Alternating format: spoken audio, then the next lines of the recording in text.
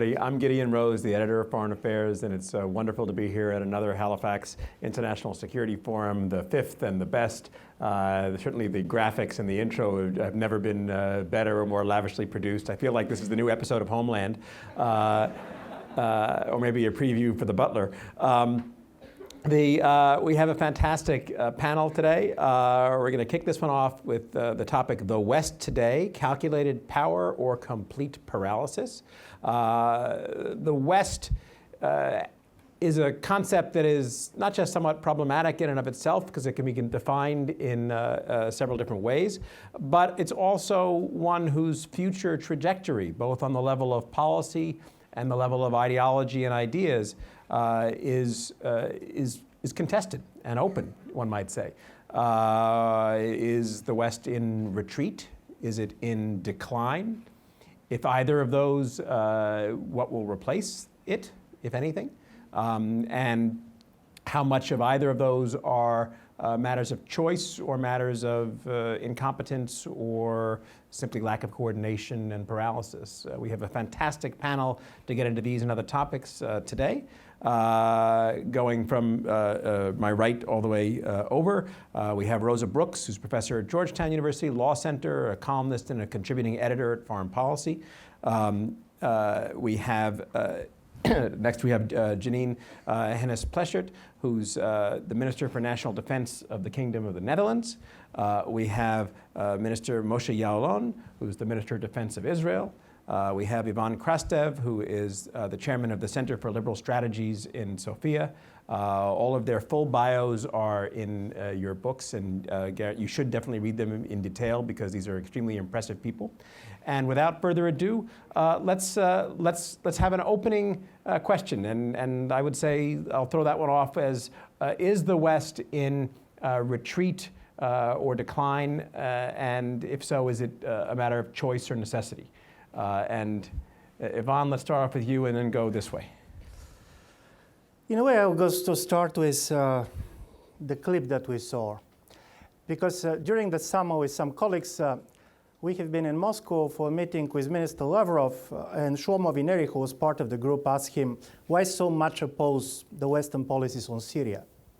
And his response was telling. He said, we oppose because we want to understand what this policy is. And I'm saying this because I don't believe that decline and retreat are describing part of the problem which we faced. The problem is that we are confused and confusing.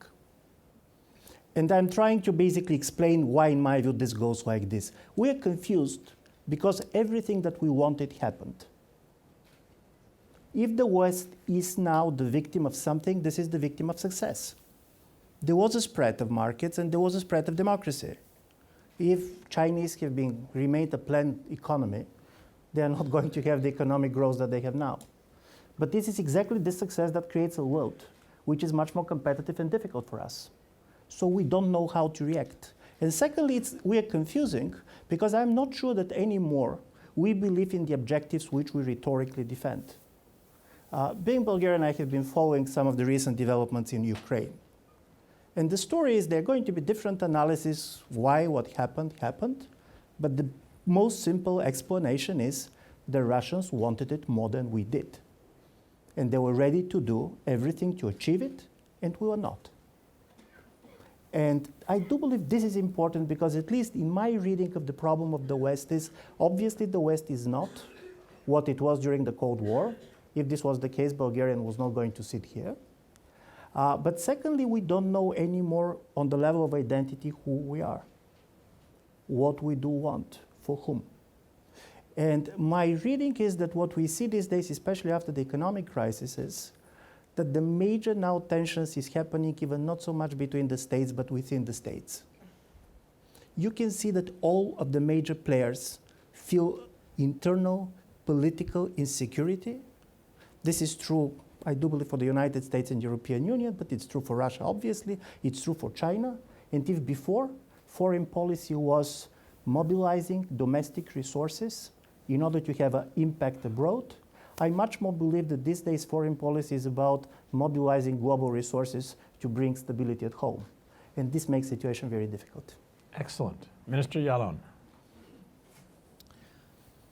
it was quite refreshing to open the forum without mentioning the Middle East, but talking about the Arctic.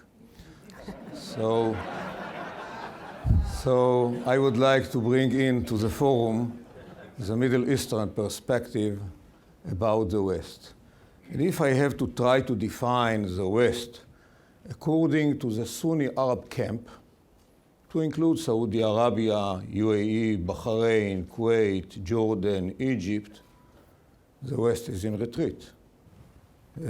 Military retreat from Iraq, coming retreat from Afghanistan, but the West, led by the United States, approach to President Mubarak of Egypt, to General Assisi, the current defense minister of Egypt, and of course the West approach to the Syrian arena, as well as the coming bad deal of Iran, according to the Sunni Arab camp, the West is in retreat. And to look at the Syrian arena as an example, which had become to be not just an internal civil war in Syria, it has become to be the battlefield between Sunni and Shia, and the Shia axis is supported by Russia, and the Sunni axis is waiting to the Western support. The Sunni camp feels like the West is in retreat. But I believe that if we have to define the West according to the Iranian perspective, the West is the great Satan, America. And the great Satan, America, is not that the United States. It's a Western civilization led by the United States. And in this regard, the West should be defeated according to the Iranian ideology. So whether it is in retreat or in decline, the Iranians try, of course, to impose their ideology in the region and beyond. And regarding the coming deal, they feel like there is weakness on behalf of the West, which might be exploited by them to defeat the West. So if the West has any own definition, and the region is defined differently, whether by the Sunni Arab camp or by the Iranian regime, and at the end, whether there is a choice for the West, I believe it will not be a choice, but to be more involved and not to be seen as in retreat. Excellent. Thank you. Minister Hennis Plasschaert. Yes. Well, do you hear me? Yes. Okay. Sorry, I didn't hear myself. The whole world can hear you. Yeah, great. To be honest, I think that the West's decline is not as dramatic as some of us seem to think it is.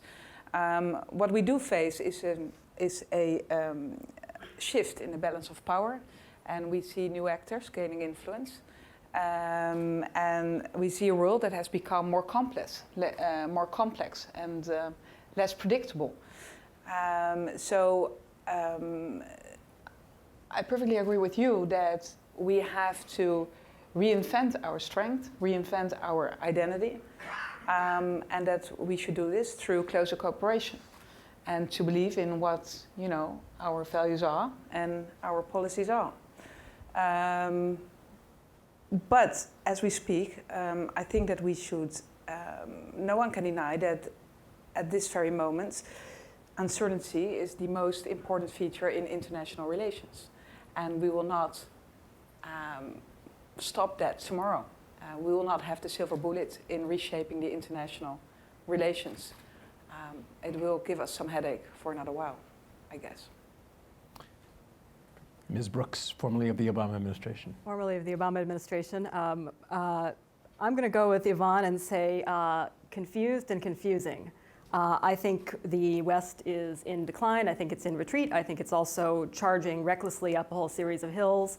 I think we're oscillate between a kind of cosmopolitanism and a kind of unilateralism on the part of powers such as the United States, Israel, certain other powers. I also think that nobody else is doing any better. So if we are confused and confusing, that is because the world is confused and confusing. And here I want to I've decided I'm going to be the Cassandra of the panel and say that I think things are so much worse than anyone has said so far. And we use words like uncertainty. We hear them all the time. Secretary Hagel talked about the unprecedented nature of the challenges we face. We say that kind of thing. I don't think that we really quite grasp just how unprecedented, how serious, how uncertain, how complicated, how dangerous our world is. And here I think of it as the sort of the human equivalent of Moore's law in technology.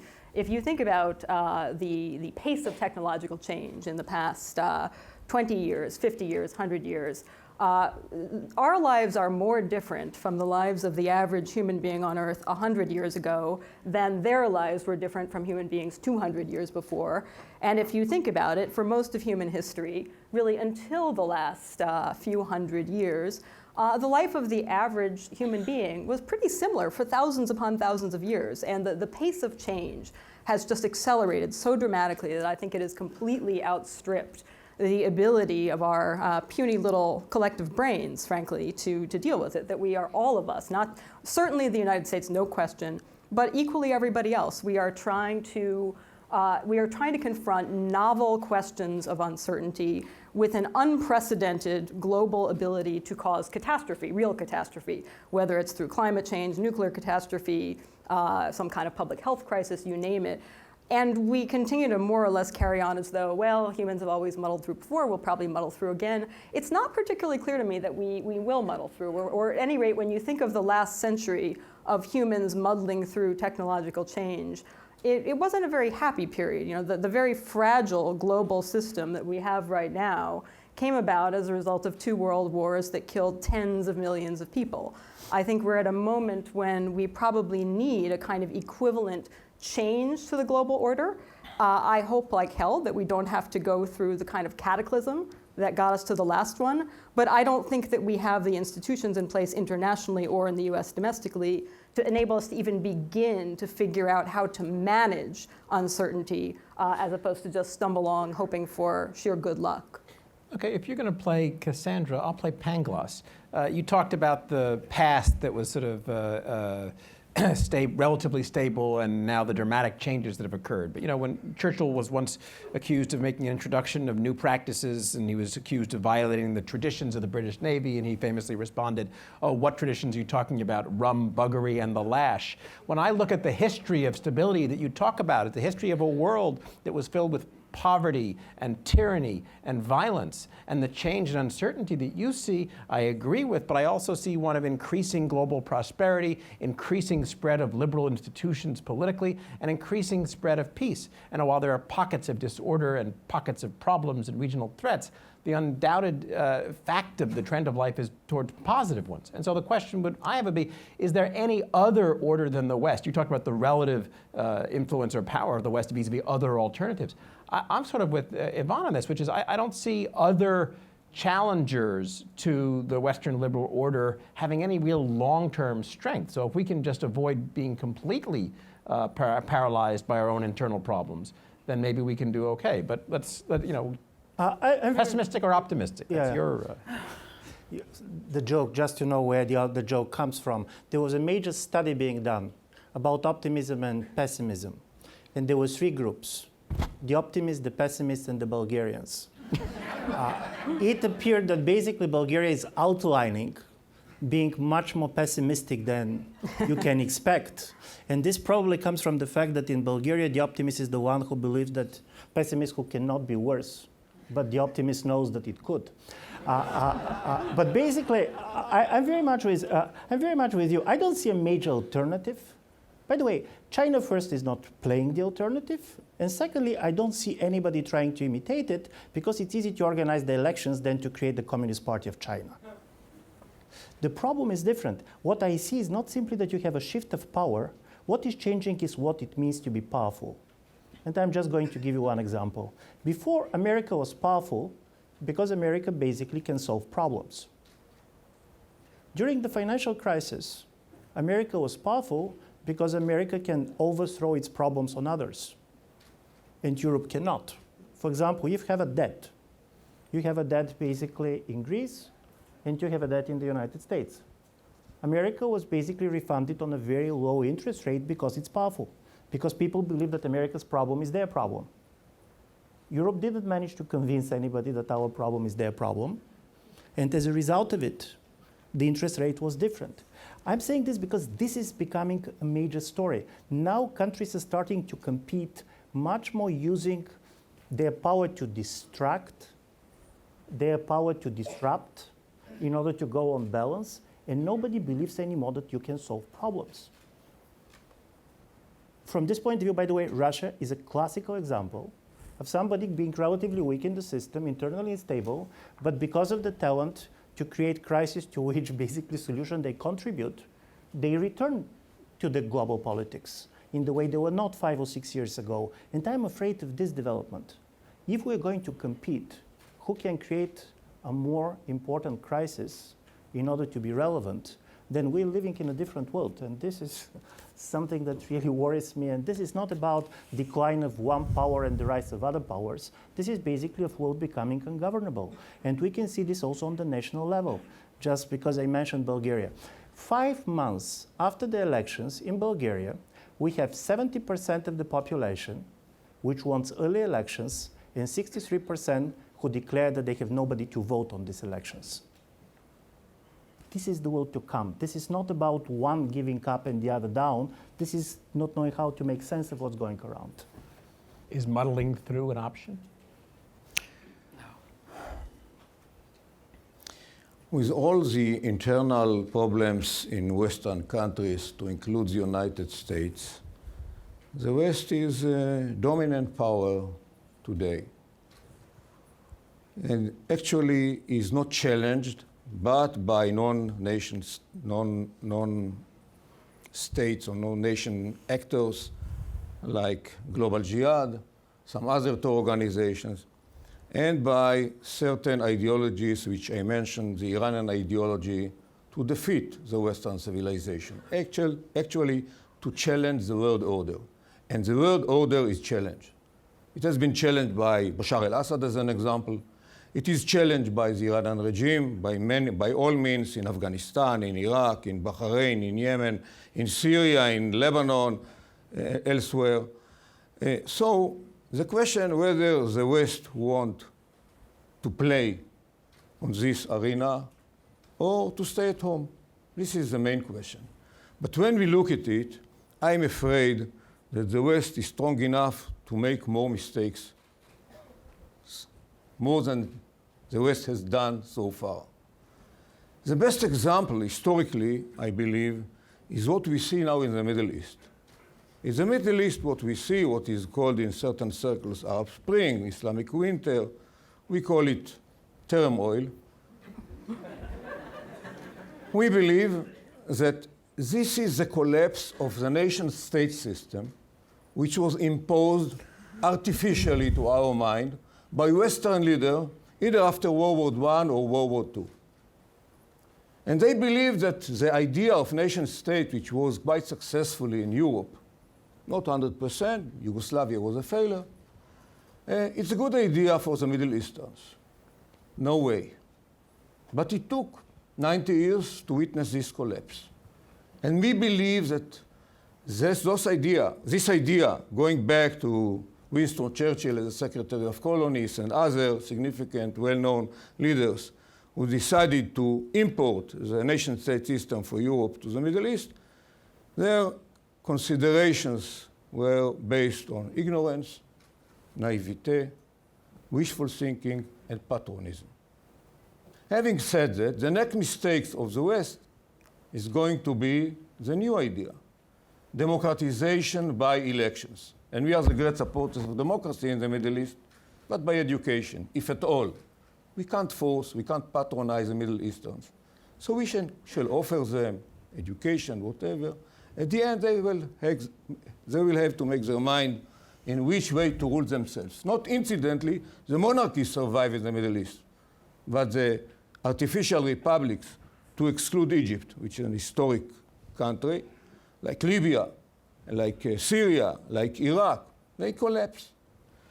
So my bottom line in this case, that when Western leaders analyze the situation and decide what to do, whether it is next step in the Middle East, whether it is what to do in Syria, what to do with the Iranian threat, they should avoid these misconceptions which dominate, unfortunately, the international political discourse. And this is the way in which the West might defeat himself. Mr. Hennis-Plasschaert, we used to, as recently as a few years ago, we got used to the idea of thinking of Europe as pleasantly boring because it was no longer an area of conflict and it was heading towards some kind of relatively nice, peaceful integration. Then it got unpleasantly interesting again. Perhaps not as violently as in the past century, thank God, but from a European perspective, are you optimistic about, you talk about the nation state. The nation state seem to be being transcended in Europe. Is it now, we now back to that kind of environment of nation states rather than union, or is the European project still an appealing future idea, or is its day past? Well, some even say Europe is at risk of becoming irrelevant, but I'm not that pessimistic, really. As I just said, the West has no time to lose if it comes to reinventing its strength, and the same goes for Europe. We have to get our act together, and we have to enhance our ability to act. It will take some time, but we can do it, and we have to do it, obviously in line with all the emerging powers that pursue their own interests. It's not that, I mean, in the old days, we didn't really have to care about a government debt, for example, or we didn't really have to care about how our views would be perceived by others. Our security policies, I mean, our geographical dominance would provide for sufficient deterrence. But now, with all the emerging powers pursuing their own interests, we cannot expect them to sign up to our collective values just like that. We have to fight a bit more. Rosa, you were in the belly of the beast. Why can't Washington provide the leadership domestically and globally that everybody would like it to provide, or most people would like it to provide, and that it should be providing? Okay, so let me indulge in a little bit of American self-laceration here. Canadians like that. Yeah, we've got the world has just watched us stage a morality play about our broken domestic political system. It's unclear how the ending of the filibuster or partial ending of the filibuster will play out. But we have really lost our ability to change, to respond rapidly. I said a few moments ago that we're trying to deal with 21st century problems with a set of executive branch institutions and congressional committee structure designed for the Cold War period. We don't seem to have any mechanism for getting beyond that. And this is the part where I said, yes, we're confused, but it's not our fault. Everyone is confused. We are sort of buffeted by this. Now I've got to say buffeted by the winds of change. I'm sorry. We're buffeted by the winds of change, folks. No, it's a scary world, and we are not keeping pace with it. We can't keep pace with it. We also have major domestic economic problems. But I want to get away from the self-laceration and say, I mean, you're absolutely right, Gideon. What's the alternative? Is there any viable alternative model out there? No, there isn't. That doesn't make me feel better. That makes me feel worse. I think that once again, I'll agree with Yvonne over here. We are seeing a kind of unprecedented collapse in what systems we have for organizing geopolitics. We are seeing the nation state in crisis. Sovereignty is under attack both from sort of human rights and cosmopolitan ethos and from powerful unilateral states that aren't that interested in the sovereignty of other states, and I include my own in that description. And yet we don't have an alternative model. We have nothing with which to replace that right now. And to me, the notion that we are going to keep muddling along because we have so far is delusional. I don't mean you're delusional. We're collectively delusional. But the last 30, 40, 50 years, that is the blink of the eye in human history. And the notion that things are just on a kind of happy, getting better and better and better, because that's the natural trajectory of humanity, just strikes me as wrongheaded. We have not had such destructive capacity before. We have no idea what we're doing. The fact that the world did not end this morning is sheer dumb luck. It will probably be here tomorrow, but that will also be sheer dumb luck. I bought that argument a lot more before the time between the predicted disaster kept lengthening, and the number of dyads that had nukes continued to expand without them blowing up. I mean, Christ, if the Indians and the Pakistanis can avoid blowing each other up, For a few short years in the scheme of human history. they fought a lot of wars before they got up, and they've fought far fewer and lesser wars now. I mean, it'd be interesting. God forbid the Iranians get a bomb. But it would be very interesting, theoretically, to see if the Iranians and the Israelis would have a stable nuclear dyad as well. I'm not sure they would, but it's an interesting test. I don't want to run that test, but we can compete down the road. Let's bring, so I'm not quite as worried as you, but we have one of the great things about Halifax is the spectacular participants in the room. It's not just the panelists. Everybody here could be a panelist, often is. So let's throw this open from perspectives on these things from everybody here. Who wants to jump in here and join this? Yes, over here. And just wait for a mic, we'll get one to you. Hi, my name is Mariam Al-Khawaja. I'm the acting president for the Bahrain Center for Human Rights. I think that, when we're talking about whether we're seeing a decline or not in Europe, a lot of it is reflective of what's happening also in the Middle East and North Africa, of course, as you've already spoken about. Now, when we're talking about the collapse of the republics that were set up, as you said, from other countries and how the monarchies have survived. And I think it's very important to say here that it wasn't the collapse of democratic institutions within places like Egypt or Tunisia. It was actually oppressive regimes where people went to the streets and fought against them, and thus it was a good thing that they collapsed, not a bad thing. Whereas in the monarchies in the Gulf, what we're seeing is that because of Western support, they're actually able to survive protests that I personally took part in Bahrain. They're actually able to survive these protests and to continue to do business as usual with Western countries at a time when the West does claim that it supports human rights and democracy. And I think a lot of times what happens is that the West, in its claims that human rights and democracy matter, lose their footing and lose their platform by continuing to support governments like Saudi Arabia, like Bahrain, like the UAE, who continue to crack down on their people who are demanding change and basic reforms and basic human rights. That's actually a very good point, and let me. So here we have some ministers of defense who clearly are traditionally concerned with strategic threats and have a kind of professional, déformation professionnelle of hard, cold realpolitik. And we have some professional liberals almost and human rights activists who can be expected to speak up for values. What is the appropriate role if we are talking about the West both as an ideological and as a strategic conception? What is the proper balance between ideals and interests in Western policy? Listen, it's not easy to be a full-time liberal these days. But the story is, in 1990s, we managed to convince ourselves that all good things go together. I don't know, have you seen this famous American blockbuster from the late 1990s, Air Force One? Great movie. American president kidnapped. He should choose whom to save, the country or the family. And he decided to save both. And I do believe this is the problem. Basically, for the whole 1990s, the idea was that we don't have tough choices to be made. And by the way, all these choices are never contextual. The idea is that democratization by rule produces pro-Western regimes and much more pro-liberal regimes. We know that that is not exactly always the case. When people are going to be empowered, they're going to make different choices, and some of the choices are the choices that we don't like.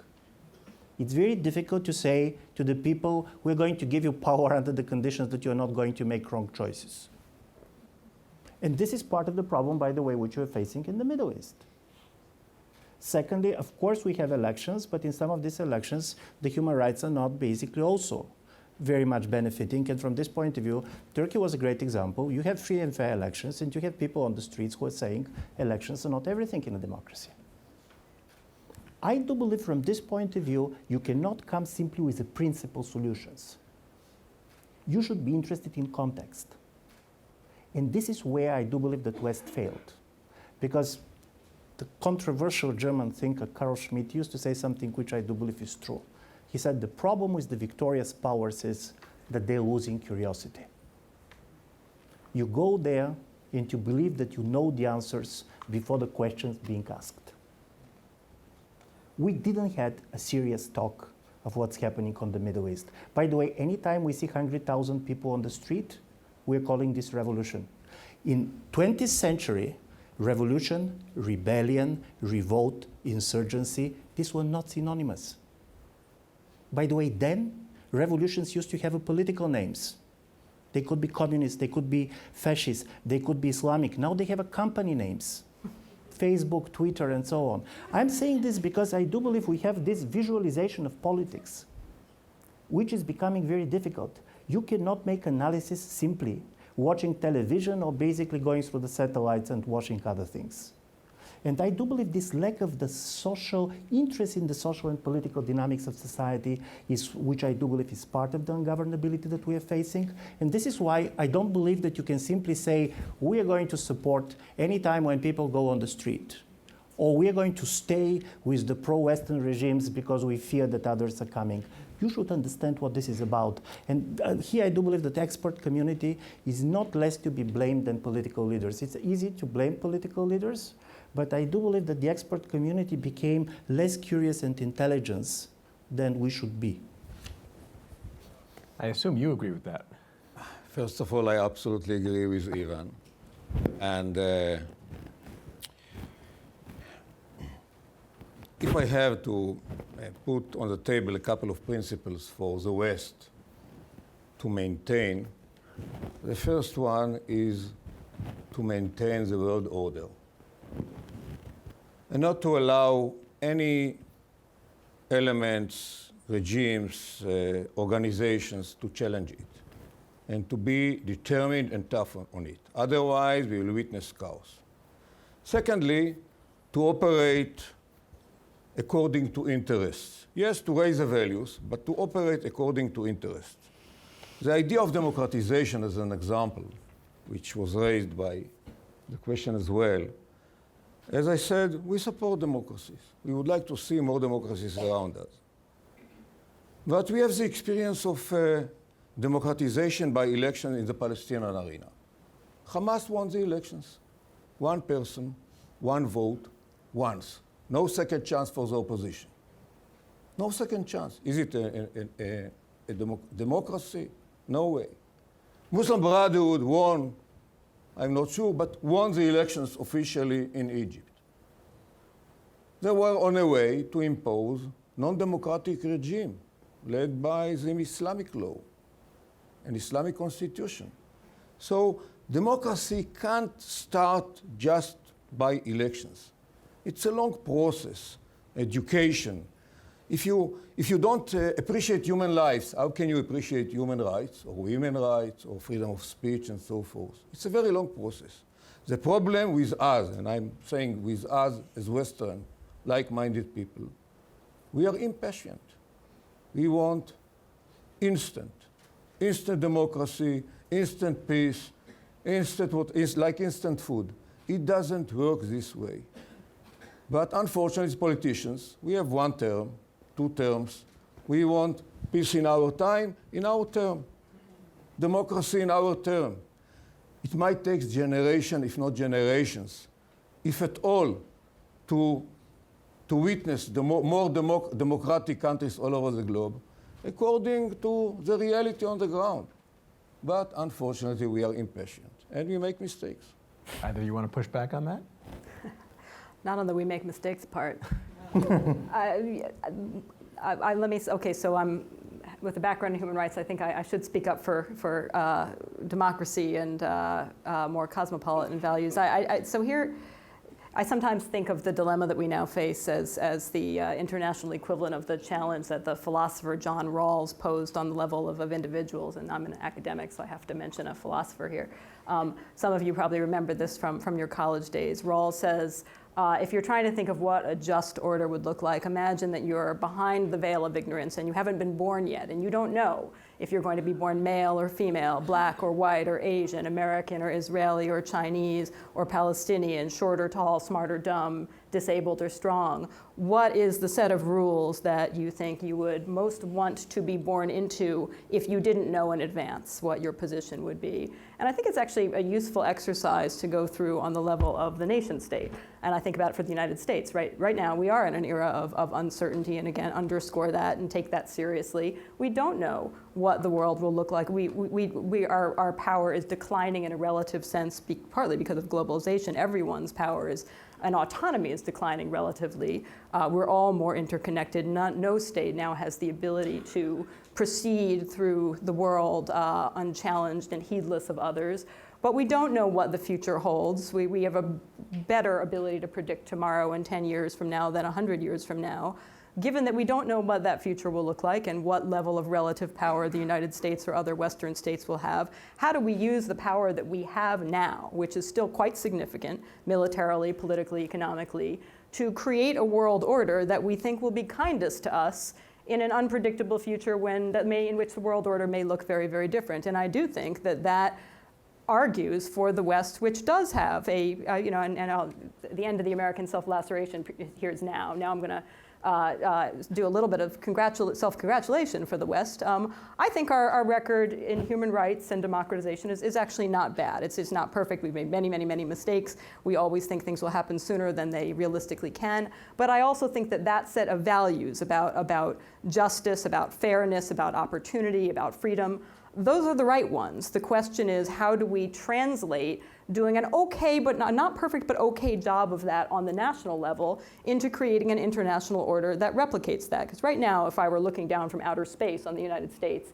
as an advanced alien civilization, I'd say the world looks like a failed state, right? And how do we fix that? And I don't know. I think it's hard. I think the collective brains here can start working on it, but I actually think that is the urgent challenge for the West right now, is to think about how can we begin to think far enough ahead to think about how do we create the global order that we're going to want to live in 50 or 100 years from now, given all the uncertainty that we face. Do we have any Russians or Chinese here who want to be the skunks at the global order table who want to come to the fore? Okay. Well, yes, over here. Okay.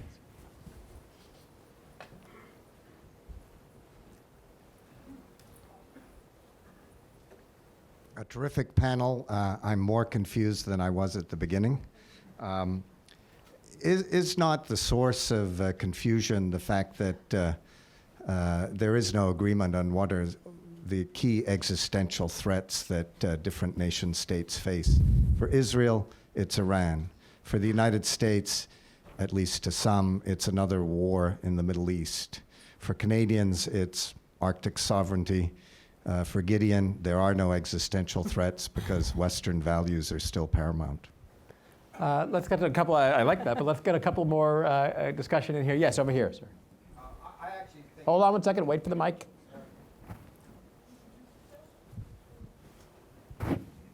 I'm Howard Dean from Vermont. I actually wonder if you're not addressing slightly the wrong question. I think the democratic values are already an international value. I spent a lot of time interviewing the kids who did Tahrir Square, and I called them after Morsi was elected. I said, how do you feel about your revolution being hijacked?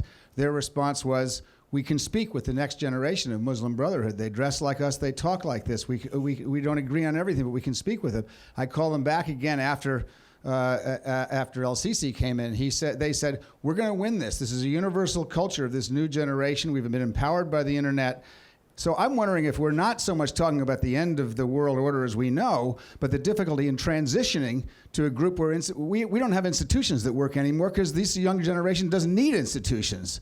They simply go on all these technological events and create their own reality and bring Bank of America to their knees when they feel it's necessary. It's ad hoc. They have a lot of problems. They haven't figured out to scale yet. But I wondered if you would think about how to transition. I think the biggest problem is how do we transition from the institutions of the old world order that we're agonizing over to whatever new institutions may get created. And I don't think we're going to create them. I think they're going to create them. We actually have some interesting panels on digital diplomacy and other aspects of the revolution over the weekend. Yes, over here. Yes, my name is Pierre Lelouch. I'm a French member of parliament, former minister. I guess in the question there is a part of the answer. Yes, there is relative decline, of course, because of globalization, and yes, there is retreat. Question is, and yes, there is a major challenge to the world order and huge difficulty in trying to find new institutions, and we know that for years. Now, why is it that we make mistakes and we can't get this done? It seems to me there are two major factors. One is that our societies are changing, and we are aging, especially in Europe, and we are fatigued. We are fatigued. Europe is very fatigued of the Cold War. It aspires to be a big, fat Switzerland. When we go to war in Mali, we are alone, totally alone, as if we are fighting for oil or something. Maybe we get 1 or 2 planes here and there, but nobody is interested. Today, the situation is an absolute mess, and very few people are interested. And it's tragic, and tonight we will discuss this further. The US has been going through a major effort at democratizing the Arab world and the Islamic world since it was attacked on 9/11. And we see wonderful results in Afghanistan, in Iraq, in Syria, and elsewhere, to the point where the new defense minister of the United States came here to discuss climate change, which I thought was very interesting in terms of global leadership. Very interesting. So the first explanation is that we are tired. The second explanation, and it is a practicing, I don't like the word politician, a citizen involved in politics that can say this after certain years of experience, is that the qualities in today's democracies, the qualities it takes to get power are not the qualities it takes to be a statesman. Thank you. Can I say something? Yes, absolutely. Because one, you're not alone in Mali, to be very open with everybody, because the Dutch government just recently decided to contribute significantly together with you. But I agree with you that when France started off in Mali, you were all alone. And there I will have to say that Europe should get its act together, and Europe should become more capable and more coherent in the field of defense and security. Also, if Europe wants to continue to be a reliable and capable ally to, for example, the United States, we have to get our act together. But you're not alone in Mali. Second, you said something else, I lost it already. But this is, I mean, climate change is one of the threats. You made a bit of a joke about Secretary Hagel, but climate change is one of the threats. It's migration flows. It's all about migration flows. It's about trafficking. It's about the pressure on our southern borders in Europe. It's about the United States saying to Europe, I mean, please stop with the over-reliance on the United States and do what you have to do. Be a reliable and capable ally. This is the message of Secretary Hagel to Europe, and I agree with him.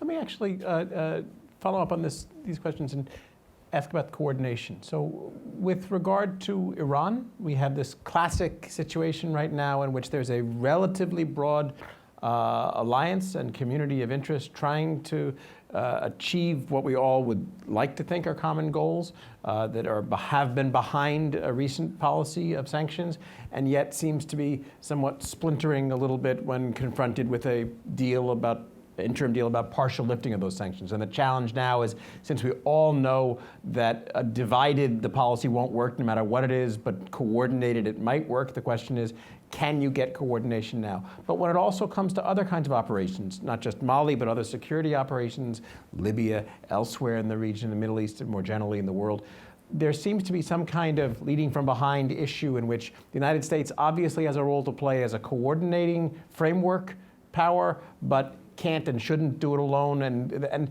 what are the possibilities for alliance coordination within the West, and why is it so difficult to get people on a page in which sort of the United States may be leading, but others are coordinated appropriately and everyone stays on the same playbook enough to see a policy action through to the end? Well, what you're actually saying is that we're facing an increasingly complex global setting, and that our solidarity will be tested. This is actually, translating it in my own words. And that also poses a challenge to, for example, NATO. And that's why I just said to the French Member of Parliament, the Honourable Member of Parliament, that it's about time that Europe is becoming more capable and more coherent if it comes to defense and security, that we can do it on our own without over-reliance on the United States. And this is, a strong NATO will continue to be important for all of us. We are in need also in the future for many reasons, for crisis management, cooperative security, collective defense. It will remain important, and NATO will be important to all of us. But if NATO will have to continue its success we had over the past decades, then it's up to all the allies, and in particular the European allies, to perform as it should perform. Second, also something important is that we should be realistic about our messages. The French Member of Parliament also mentioned Afghanistan and Iraq like a total failure. But if we are honest to our citizens and tell them that we will never be able to create in Asia the Switzerland, Afghanistan as the Switzerland of Asia, obviously it's an illusion. But we are there to contribute to fight terrorism and there to contribute to a more stable country with a bit more room for maneuver and human rights. So a realistic message to the people, to the public, to the voters is the most important at this very moment. And Minister Ilan, do you think we can achieve any kind of coordination on Iran? Is Israel destined to be the odd man out, maybe with the French alongside them? An odd pairing, if there ever was one? From my perspective, fatigue is one of the elements that affect the lack of willingness or the lack of political stomach, even when it is needed on behalf of the West, to confront a threat. In Israel, we don't have the privilege to be tired, but it may be that far away, across the ocean or in Europe, people have the privilege, or leaders have the privilege, to be tired and not to deal with the imminent threat which threatens them. It was said here that Israel versus Iran. We are lucky to be considered by the Iranian regime as a minor Satan. The great Satan is America. You can't ignore it. And this is an imminent threat. What the Iranians are doing in Afghanistan or in Iraq or in Bahrain or in South America is not against Israel. It is against America. It is against the Western civilization. But if you don't see it as imminent threat and you are tired, it is better off to delay, to postpone the confrontation, the conflict for the next year, for the next term, for the next decade, for the next generation. And that affects the lack of coordination when it comes to make a decision. With so clear evidences that you have an enemy in front of you. Another element, I believe, is the challenge of democracies to mobilize the people for any kind of conflict, even if it is needed. And the leaders are convinced that this is the case. It's quite difficult to mobilize people. You need a leadership which should be frank, should be ready for this kind of sacrifice if it is needed, but leaders prefer to avoid it. I wonder if before 9/11, with all the information that was available about the threat of Al-Qaeda, President Clinton was able to mobilize the United States to go to the offense. No chance. Just when the Americans felt the knife on their throats, they were able to be mobilized to go to a war. So with this all difficulties, I'm afraid that that's why it is so difficult to coordinate an international effort to confront an imminent threat. problem is after the 9/11, you can get too easily mobilized, and then you get into wars you shouldn't be fighting. Can I add to fatigue another reason I think it's so difficult to get coordination, and this actually relates to the interesting point that Howard Dean made. In this world of social media, in this world of instantaneous communications, it's gotten almost impossible for states to keep secrets. And what that has done, and several people have written very interestingly about this recently, is it, among other things, it eliminates the ability of states to engage in what you might call constructive hypocrisy, which is to say, do one thing while pretending to be doing another. It's much harder for states to do that, for any state to do that in a sustained way. And on the one hand, that's difficult to keep secrets. Indeed, that was the NSA intervening. Tell me not to say that. And on the one hand, that's tremendously empowering for ordinary human beings, right? For the first time in history, ordinary people, Egyptians, Americans, whoever they are, can call out the hypocrisy of states and speak on behalf of human rights, and that's very empowering. On the other hand, precisely because we can't bring about change instantaneously, it's also disabling for states themselves because they are pushed into a situation of feeling the need to make promises that are inherently unkeepable. And I think there obviously lots could be said about Afghanistan and Iraq, but I think that part of the reason that they look like such disasters is that the United States' promises so outpaced what we were in fact able to deliver, and yet it was politically impossible for the US in some sense not to make those promises. They were trapped by our own rhetoric, by the ability of everyone on earth to check what we're saying and hold us accountable to the promises we've made. So we're at a moment where the sort of traditional tools of statecraft, which include a lot of secrecy and a lot of hypocrisy, are no longer viable in even a short-term sense, and that makes it very, very hard for states that may be very different from each other and may wish to present publicly, oh, we're not with them. It makes it difficult for them to come together, even on matters of burning collective concern. Ivan? Yeah, I also want to go with this because all this idea of coordination starts, in my view, with a wrong assumption, and this is the elites still have monopoly over foreign policy decision making. And this has changed. During the Cold War, this was the case. During the Cold War, especially in Europe, you have a constrained democracies in which foreign policy decision making was not part of the electoral politics. And this is why the Italian Communist Party cannot win elections during the Cold War. Now, economic decision making is becoming out of the electoral politics in places like Europe, and foreign policy gets in. And then coordination is very difficult, because you should coordinate with the public opinion. And public opinion has two things that they do at the same time. They're over-moralizing and totally unready to act. So on one level, they're telling that sounds like American politicians. No, but in a certain way, it's a genuine feeling that, for example, what Assad is doing cannot be tolerated. And the second sentence is, and of course, we should not be involved. Yeah. And this is everybody. And by the way, this is also the problem of President Obama, because he said, we're exceptional. And the American public told him, we're exceptional in the way we feel, but we're not exceptional in the way that we want to go. And I find this is a very major change, because all this talk even about democracy and other institutions, I have a huge interest in these protest movements. I have been writing about them. But do you know, part of them is that you have this new generation of people who are exactly very much empowered as the individuals, but they cannot come with a collective project. So this is not one thing to go and to show civic activism. It's totally different to govern. You can tweet a revolution. You cannot tweet a transition. You need some institutional behavior. You should some leadership. And we started basically to adore the fact that these movements are never becoming parties, that they don't have leaders, that they are not ready to decisions. Difference between voice and noise, in my view, is becoming very important in understanding what's going on. Because, for example, even in a country like Italy, very kind of traditional democracy, you have a political party getting a very high vote, promising not to be in government.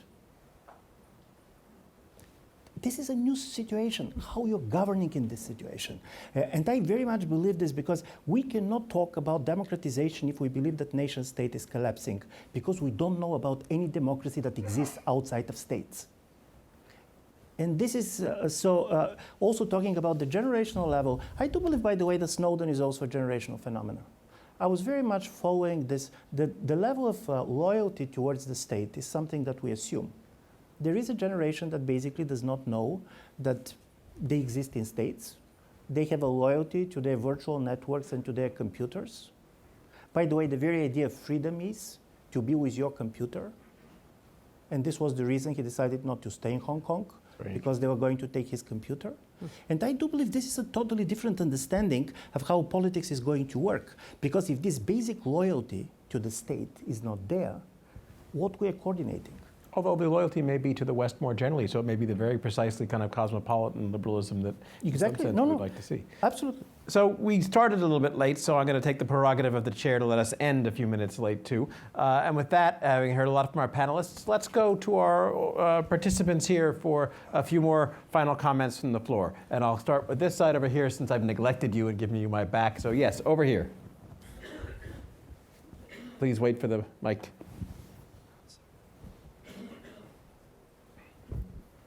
Gal Luft from Institute for Analysis of Global Security. Political correctness. That's a major weakness that the West, that disables the West from touching sore issues.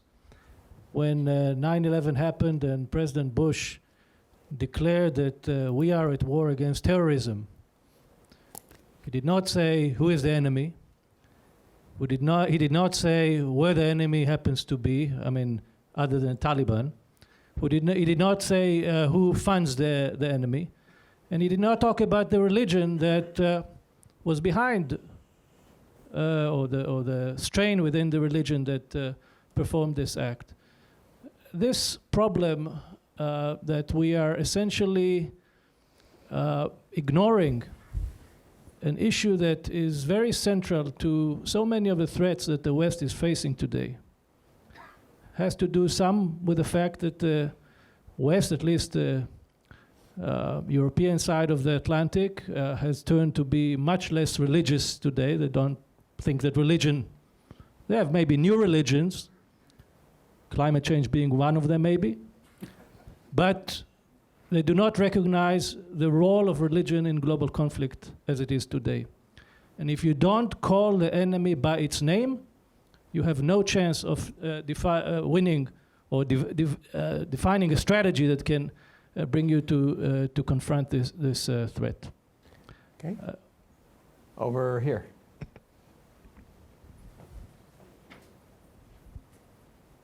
I'd just like to draw Ivan Krastev out a little more on Lavrov's confusion. And I wonder why you're not more worried about that. It would seem to me in the past that Russia could understand West's idea, whether it was containment or deterrence or even bad ideas like colonialism, and we could export them. It seems to me when the West cannot export its ideas, that's a problem. And so there's another explanation. Do we just apply it quickly to Ukraine, which we lost because they wanted it more? Is it also possible that we lost because Russia did a better job of explaining what they meant by cash than the West did about what we meant by Europe? And it seems it's worrisome when the West can no longer export its ideas. By the way, we say Ukraine, we lost Ukraine. The fact is, really, Ukraine lost from this. This is their own, screw up. So in the long run, they're going to come back the other way. But we'll keep going. Yes, back here. Sarah Chase, Carnegie Endowment for International Peace. I think we seem to be posing explicitly or implicitly a contradiction or a potential conflict between interest or the stability of the world order on the one hand and values on the other hand. Absolutely. And I think that's part of where the confusion of and in and by the West, that's part of the root of it. Because we seem to have forgotten that part of a mainspring of Western power presumably is the values that we do represent, believe in, export, and embody. And it seems that we're reaching a moment where we've gotten confused about that. And it seems as though the values, maybe you think about them at home. And first of all, and what do we mean by those core values? But let's take it at the narrowest list. People's ability to participate in their collective destiny, recourse or redress for legitimate grievances, and a relatively equitable distribution of economic resources within the polity. Let's start with those anyway. And these seem to now be sort of ending at our borders, and we don't take them into consideration when we think about how we interact with other countries. And this, I think, rejoins the Bahraini comment about how is it that we don't understand the legitimacy of what brought people into the streets in Bahrain. And so I just, again, want to throw out to Mr. Yalon, if the problem with, or if what drove the uprisings in the Middle East in the last number of years was almost like a cultural or historic implosion of false political structures. So I guess I have two questions. One is, well, what should have been there otherwise? If it shouldn't have been the nation state, what should have been there otherwise? And secondly, why is it the name nation state and not how those nation states were governed? Why isn't that the issue rather than the name nation state? Okay, let's keep going. Let's get over. Yes. Wait, I thought I saw one back there. Yes. Oh, you already got one. So yes, over here.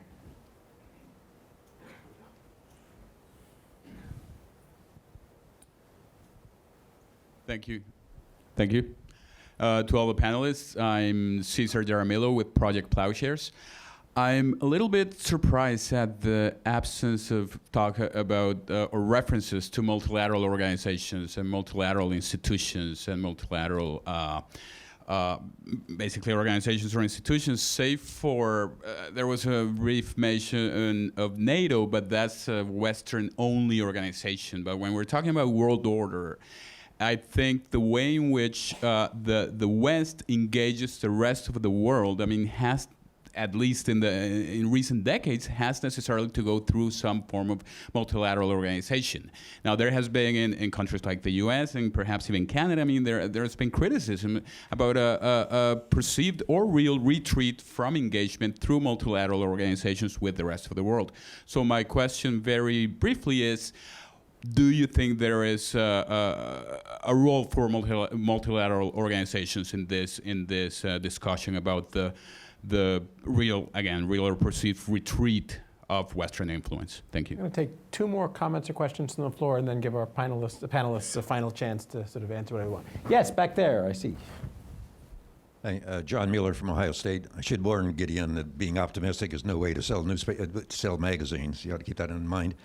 I just want to ask about the situation of public opinion in the United States and probably in a lot of other Western states.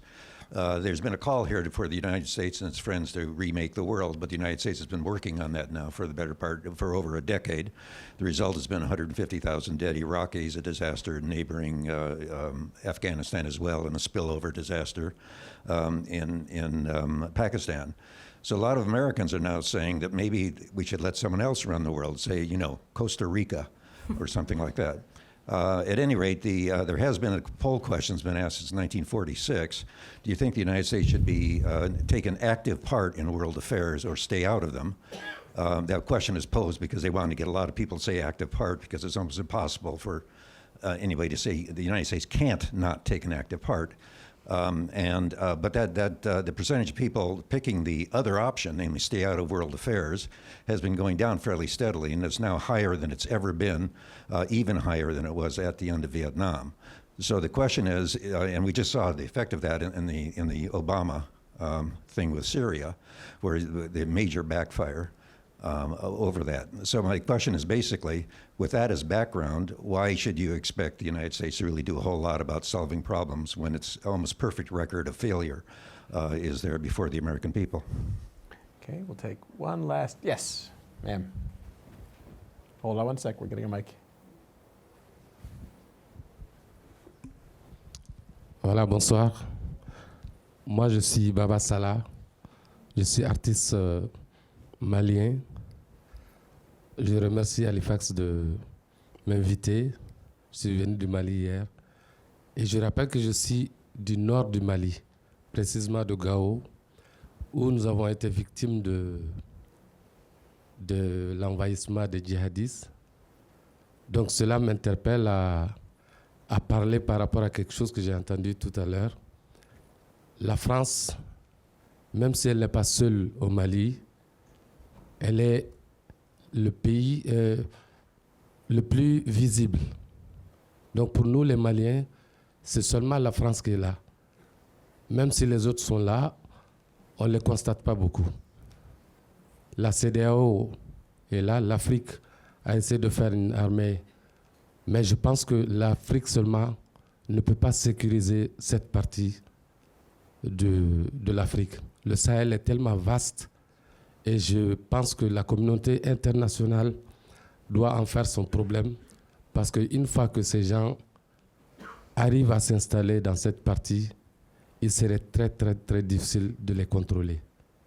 Donc c'est un appel que je lance parce que j'ai suivi directement tout ce qu'on a subi lors de cette occupation. Les mains coupées, les femmes violées, les enfants ne partent pas à l'école. De nos jours, l'école n'a pas repris comme il faut. De nos jours, nous sommes en train de vivre les conséquences dramatiques que cette occupation a laissées au Mali. Merci. Minister, for the non-Francophones, can you give us the gist of that? I mean, you're perfectly right. Obviously, if you say that France is the most dominant and most visible country in Mali, I mean, definitely, when France decided to intervene, they were on their own. There is no doubt about that. Now, as we speak, there is a European training mission ongoing. I will not bother you with the details. And a United Nations mission, MINUSMA, is on its way. And for that, you will see other countries coming in, including the Netherlands. But definitely, France is leading in Mali, and we will do and work together closely, me and the French Member of Parliament, to try and make the world a bit better in Mali together with you, I hope. So let's go with a final round from our panelists. Any final thoughts, answers to questions, musings that you might want? I'll go with the question that Bruce Jackson asked, because in my view, Ukraine is an interesting story to talk about a paradigm, not about a place. Because from the point of view of the crisis of the EU soft power, Ukraine is very similar to basically Afghanistan for the American hard power. Why I'm saying this? If you look there, first of all, you're absolutely right. We cannot lose something because you don't have it. It's up to the Ukrainians to decide what they want. And of course, it's a very divided place, ethnically, economically, very much dependent on both Russia and the European Union. But there were two different, in my view, problems with the European policy. One is, till 2 days ago, European policymakers were sure that Ukraine is signing. This was the message. This was the official message. This was also the non-official message, which basically signals for me that we probably didn't know very much what's going on. This is, for me, problematic part of it. It's not how it worked. Secondly, what is extremely important is that we have been pushing for this, but neither our public opinions nor even our policymakers were sure that we want Ukraine in. And this is my problem with confused and confusion. In the 1990s, there was a story, right or wrong, why we believed that the expansion of the European Union to the east, to the post-communist world, was the story. This could be right or wrong, but people basically have their arguments why this is there. Now, we're neither in the position really forcefully to push our agenda, not to rethink. And this, for me, is the very biggest problem. Because in my view, decline is not simply that relatively you're losing power here and there. This happens all the time. Decline is much more losing not power, but losing direction. Decline is not about not managing to succeed what you want to do, but not knowing what you want anymore.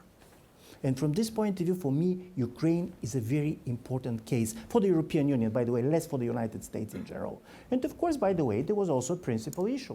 If it was a classical, only geopolitical story, we were ready to go with Tymoshenko staying in prison. Is this also what we wanted?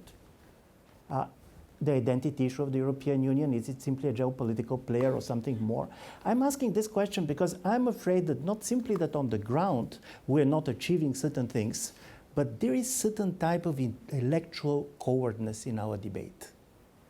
So why people very much, especially in the United States, are busy fighting decolonialism, I do believe that there is also idea of denial of the problems, denial of the story. And from this point of view, probably denial is even more dangerous than decolonialism, because it's like living in a parallel world. The problem is who else is living there. Minister Yalom. I would like to address the questions of democratization and nation states. As I said from the very beginning, there is no way to democratize society just by elections. And of course, we shouldn't lose hope to offer to propose these ideas by education. And no doubt that the media assets available to the young generation in many places is very significant in our region. The youngsters are exposed to this idea, whether they wish to adopt it or not. It's up to them, but they wish to adopt. I believe that any person wish to be free, thinking about liberty, want to enjoy human rights, and so forth. But it's a very, very long process. Any intervention to try to have it as a quick process, and that's the way that the West tries to manage it. First of all, elections, that's a recipe for failure.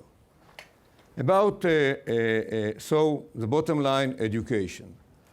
About nation states.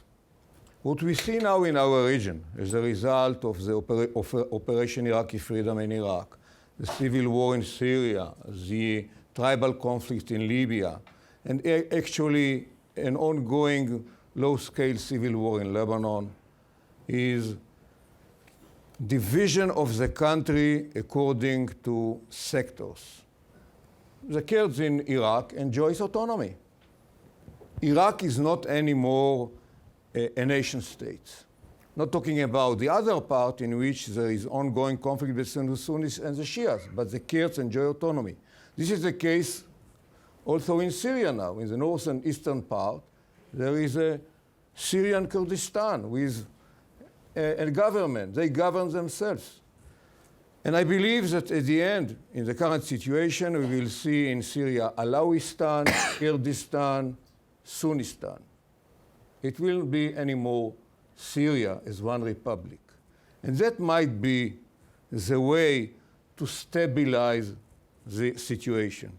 And when the West has to consider any intervention, keeping the world order, trying to keep as long as possible stability before going toward democratization or any other ideas which are very important according to our values, but might bring about instability and violence. Does that same kind of division apply to the West Bank? The Palestinians enjoy political independence. They have already two political entities, one in Gaza led by Hamastan, the other one the Palestinian Authority in the West Bank. So they enjoy political independence. Minister, it's like Germany. You like so much Palestinians that you prefer two of them. You can pass your, since you responded on Mali, you have the option to pass your final comments if you want, or you can. Sorry? You can have your final comments if you want, or any final thoughts, or you can kick it to Rosa. Oh, God, yeah. Well, I mean, we will be challenged and our solidarity will be tested. But I'm convinced that we can work together and in close cooperation face the new geopolitical reality and reinvent ourselves. And this is what we have to do. And I'm very much aware that a debate is ongoing about the very foundations of trusted institutions like NATO. But I really call upon all the allies, especially in particular the European allies, to start accepting their part, including sharing the risks. And think for Minister of Defense, this is an important message. Rosa. Merci. I want to go back to the question of interests versus values. I do think that, no question about it, our interests are best served by pursuing and advancing our values. But I think that what makes it difficult, and what we in the United States fairly consistently underestimate is that A, not everybody's values are identical, and that cultural change is complicated and takes a long time, and that survival and other forms of loyalty, whether they be religious or ethnic, can trump more cosmopolitan values very easily and do all the time. I also think we underestimate the fact that values and indeed policies don't exist in a vacuum, that just as people don't exist in a vacuum, they exist in states, they exist in tribes, they exist in other forms of community, that policies and values are furthered, not unfortunately just in the abstract through Twitter, but also through institutions and institutional architectures that are designed by human beings to further particular kinds of values. I think that we tend to, that's boring, right? The issues of institutional architecture are boring, issues of cultural change are hard. Actually, both of them are hard, and both of them can be boring. And so we don't like to think about that. We like to talk about values, and we like to talk about policy.